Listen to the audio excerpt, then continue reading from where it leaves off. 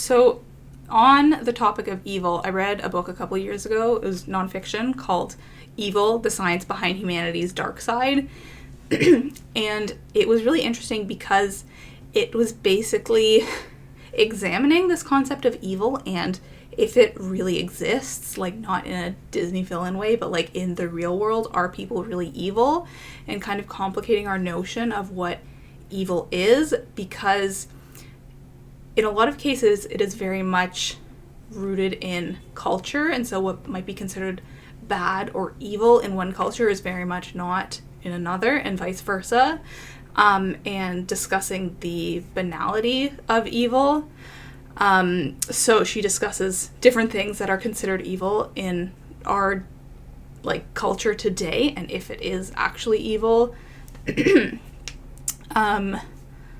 Like our obsession with serial killers, as we said, true crime, violence in pop culture, and the stories of monstrous acts and the people who commit them. So I'm kind of reading off of Goodreads here, but it was really, really interesting. Anyone who's interested in true crime, I think, would find this book really fascinating. Yeah, I'm even thinking it brings me back to Gone Girl, like the David Fincher film. I haven't read the book, but some parts of her monologues, and yeah, she has like multiple monologues, I guess that's what you can call them. I think you do understand that there is a very logical reason behind every single thing that she's doing. She's not emotional about it, and I think to her that what she's doing is not crime. What she's doing is completely fair because there's a very logical explanation of why she's then treating him this way, because of course he's cheating on her and he's taken all of her money, and all of those different things add up to, supposedly, in her mind, the fact that she can pretend that she's dead. Of course.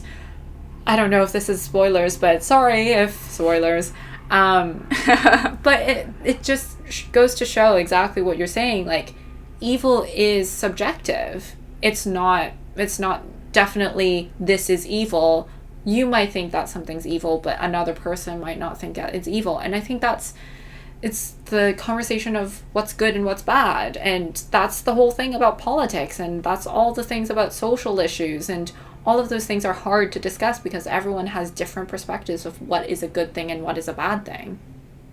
Yeah. And so if evil is contingent on like the person who is seeing it as evil, like the lens through which we're viewing that act or event or whatever it is, does evil really exist? Like, what is evil as a concept? Ooh. Is it a myth? I don't know if it's a myth. What do you mean by myth? Not a myth because like it exists in all of our collective imaginations, but is this idea that a person can be 100% bad and have no redeeming qualities and, you know, not be justified in whatever they're doing. Can that really happen in real life? Or is that just a fictional person who we're imagining?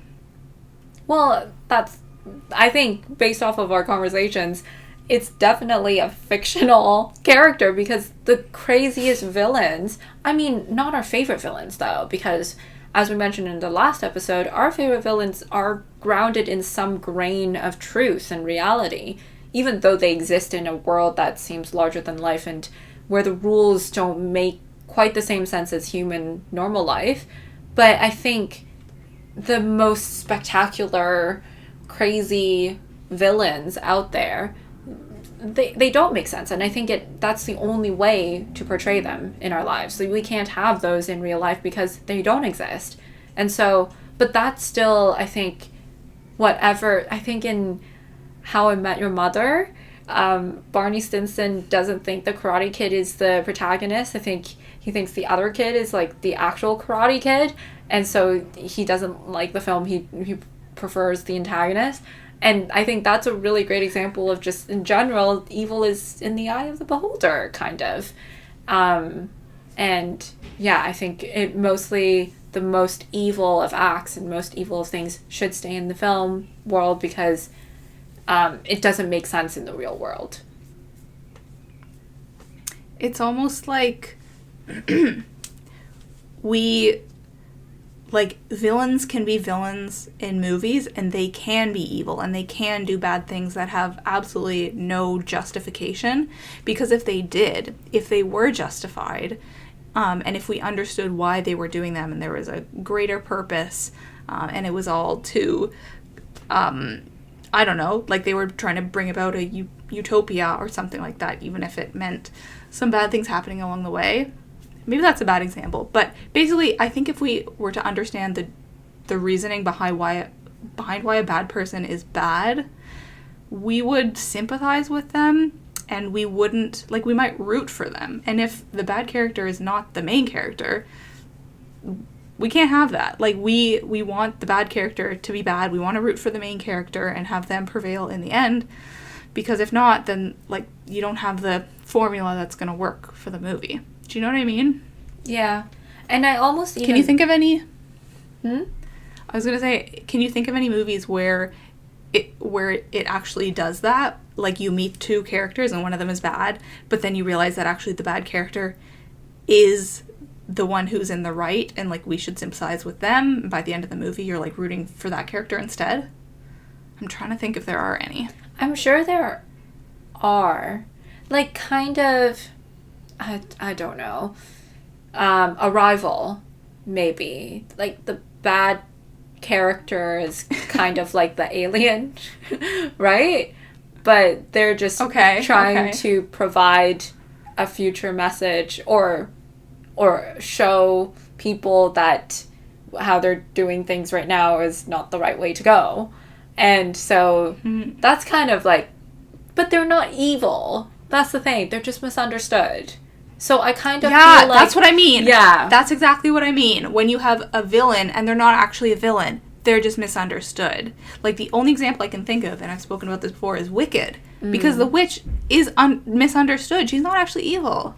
But even then, you can argue that a lot of villains are just misunderstood.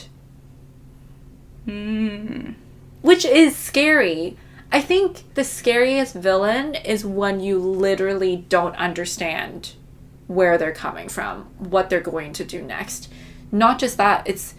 I guess both of them are tied, because you don't know ever what the Joker's going to do next, because your train of thought is completely different. The patterns are completely different. And I think that's what makes the Joker scary in that universe. And similarly, I think Cruella's just chaotic and loves destruction and wants to do something bad and horrible. But you don't know what's going on or what she's going to do next, because she just thinks completely differently. And to have those people as real people that exist in our lives, like, that doesn't really work, because I think humans naturally do think in a very similar pattern, even if we have very different thoughts and experiences. So I think ultimately a lot of villains are just misunderstood. And even when we're humans and we see bad things being done and bad people in front of us, they're still just, they just misunderstand us, and they misunderstand us and we misunderstand them. And so there's never really, like, evil. Maybe that's the conclusion. Maybe the conclusion is that evil is misunderstanding.